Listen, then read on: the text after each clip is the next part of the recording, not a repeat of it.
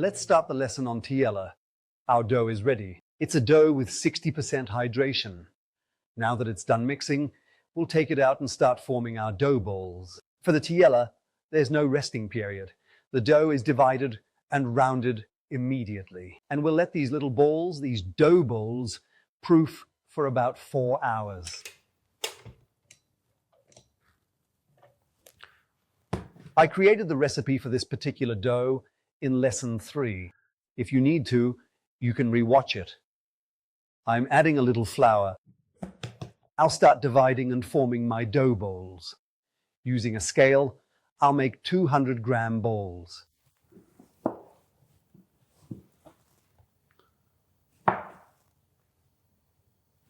Now I'm going to round them out, shaping them into perfect spheres. So I'll gently begin, using my hands on the countertop to move them in a way that allows them to get a rounded shape. This is one method that we can employ. Alternatively, we can also work with our hands, trying to seal the dough by tucking it underneath our little ball. And then maybe give it a round shape. So we have several methods we can use to create our balls. We can tuck and tighten underneath, and then give it a round shape like this.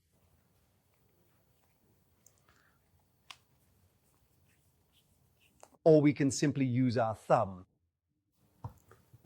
Now the dough balls will go into a sealed container. The dough needs to proof for about 4 hours, but it's crucial that it remains tightly sealed. Otherwise, a crust will start to form, which will hinder the product's proper proofing. My dough balls are ready, so let's start the second phase, rolling out. Perfect. We're at the point of assembling our recipe, and now we'll also start preparing and cooking our filling. In this case, we have our dough balls that have proofed nicely. Let me show you. So they have more than doubled in volume. Then we have our broccoli rabe, which has been boiled in water for about 10 minutes over medium heat, garlic, chili pepper, and our fine ground sausage, which will be the star of this dish. I'll start right away by heating the pan on the stovetop and removing the casing from our sausage. So I'll go ahead and open it up to remove our sausage casing.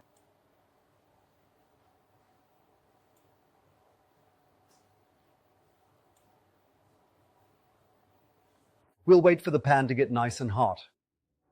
Then we can start crumbling our fine ground sausage into the pan. It will then cook wonderfully in its own rendered fat.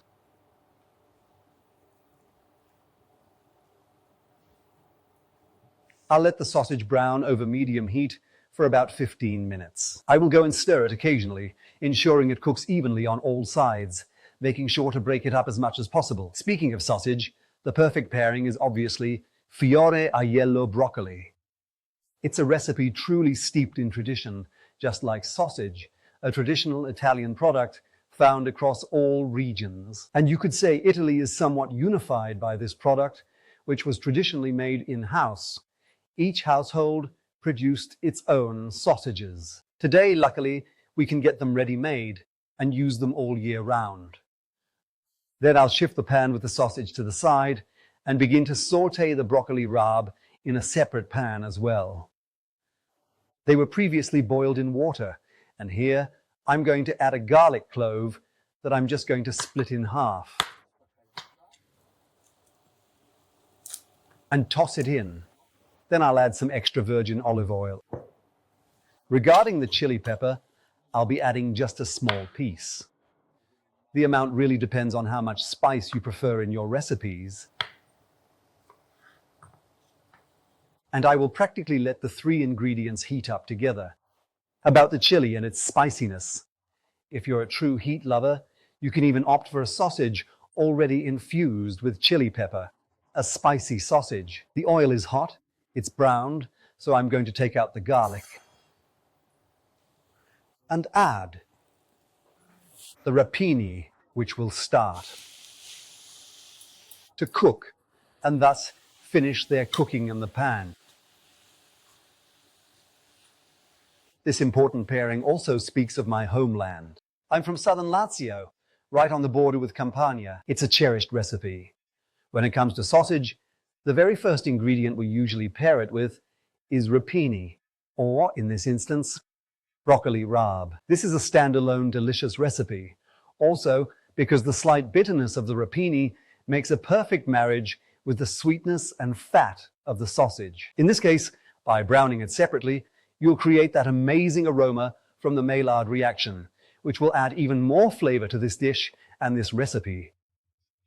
So, we'll let these two ingredients cook on medium heat for approximately 15 minutes. Regarding the rapini, if we need it, we can add more oil. However, for the sausage, we're letting it brown in its own fat, so it will fully retain all of its distinct flavor. Finally, we'll assemble.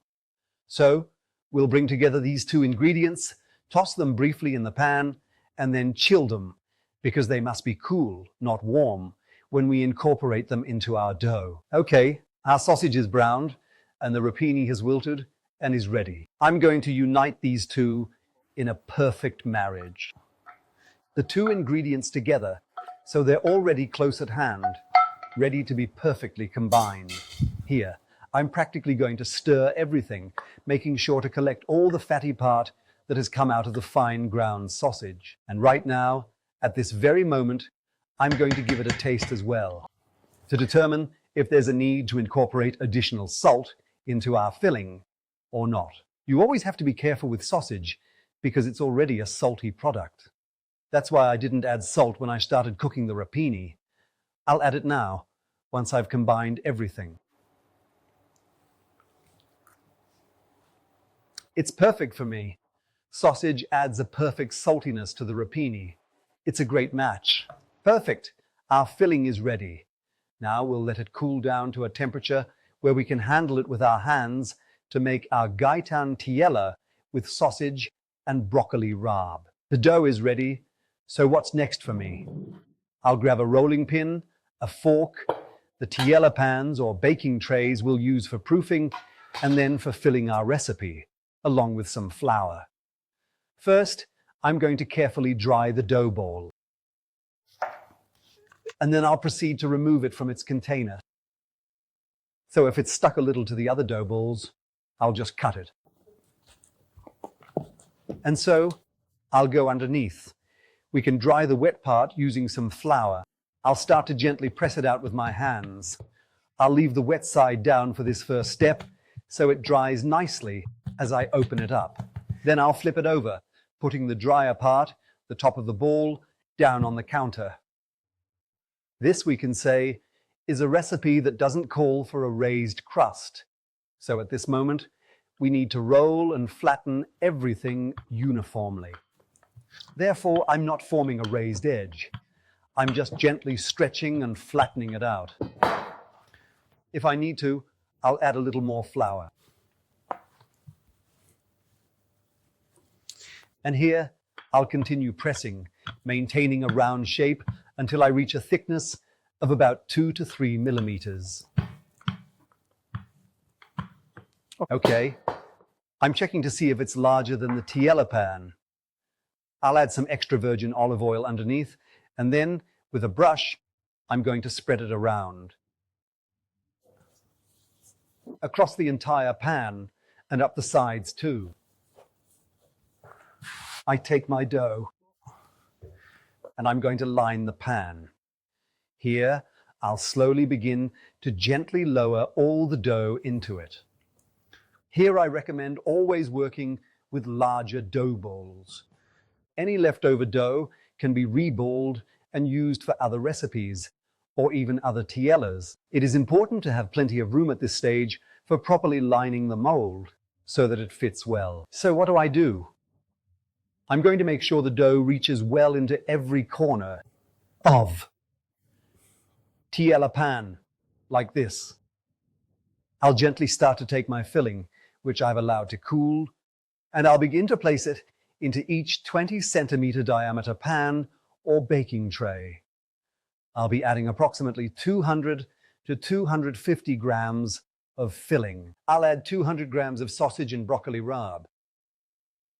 When you're only making 1 or 2 of these, perhaps we can approach it in a more artisanal way, without weighing anything at all. However, if you start receiving larger home orders from your family for, let's say, 6, 8, or even 10 tiellas, then I advise you to weigh the filling. That way, once your mixture is prepared, you'll be precise in making all your tiellas. So I'm going to add the mixture. I've already tiered the scale, so we're ready to go. With the pan, and since I like them fuller, I'll use 250 grams. Once that ideal weight is met, I'll gently set it down and then, bit by bit, begin to press all the filling, making sure it spreads out evenly. I try to make sure it's uniformly spread and that the filling reaches all the way into the corners, so that once our tiella is ready, we'll have a delightful filling in every single part. I'll put this aside for a moment and get the other dough ball, because this Gaeta-style Tiella is a stuffed pizza. It requires 1 dough ball on the bottom, the filling, and another on top, like a lid. This stuffed pizza, the Gaeta-style Tiella, is an ancient medieval recipe. This is a recipe that the fishermen from Gaeta used to carry with them when they would go out to sea for days on end. It was their meal because it's a pizza that lasts a long time, so it has a very long shelf life. All right, here too. I'll dry everything off. First, I'll put the wet side down. In this case, for the lid, I'll keep the wet side facing down, leaving the drier side facing up. Here too, I'll press it a bit with my hands first, gently, to get rid of any excess bubbles, and then slowly. I'll use my rolling pin again and do the same thing I did with the first dough ball. I'll press it a bit, without creating any edges or a crust. So we're not making a Neapolitan pizza here, but a tiella. If I feel it's a bit dry, I'll add a little more flour and recover. The important thing is that we should feel our dough gliding under our hands so it doesn't stick to the counter. Gently here too. With this recipe I put together specifically for the Gaeta-style Tiella. You don't need to work hard. It's hydrated perfectly for easy hand rolling. Once we've reached a thickness of 2 or 3 millimeters, we're going to line it. So I take my tiella, put the dough over my hands, and then I go over the top. I get close, again very gently, and start to lower the dough. In. Then I gently begin to seal the 2 ends together, ensuring they are perfectly joined and secured, so that the dough starts to become sticky. To the other piece, I'll add just a little bit of flour along the edges. And now we're going to proceed to trim away the excess dough. I'm going to use the rolling pin, so I'll move it halfway forward and then halfway back. If needed, I can go all the way around.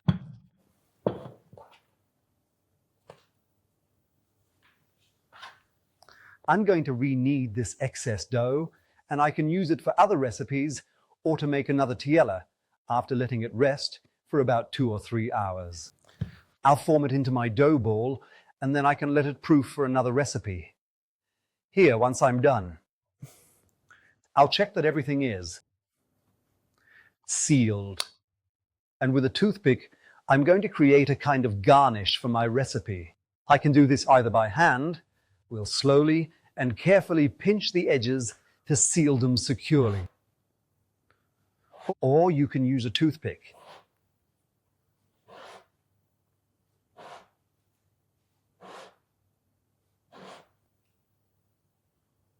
I'll finish my Gaeta-style Tiella with a drizzle of extra virgin olive oil. I'll brush it all over the surface. Then I'll make a few holes so that the dough doesn't puff up and rise excessively during the baking process in the oven. Sometimes, if needed, You can also make small tears with your hands for slightly larger holes. It rests 10-15 minutes, then straight to the oven. The tiella shouldn't be too bulky. It needs to maintain a very thin layer of dough. For the baking, we're looking at about 20 minutes at 200 degrees, in the middle, let's say, of our oven, so on the middle rack. For this recipe, I highly recommend using a static oven. This means we won't need any forced air or ventilation. The cooking needs to be a bit longer, so I prefer not to use the fan or convection setting. Our Gaeta Tiella with sausage and broccoli rabe is ready. A soft core with a super crispy double crust. And so, this lesson concludes. The Gaeta Tiella, after tasting, proved perfect with this pairing of broccoli rabe and fresh sausage. Sausage richness perfectly weds broccoli rabe's acidity. And now, I'll hand it over to Francesca, who will be showing you a recipe with pork ribs in her lesson.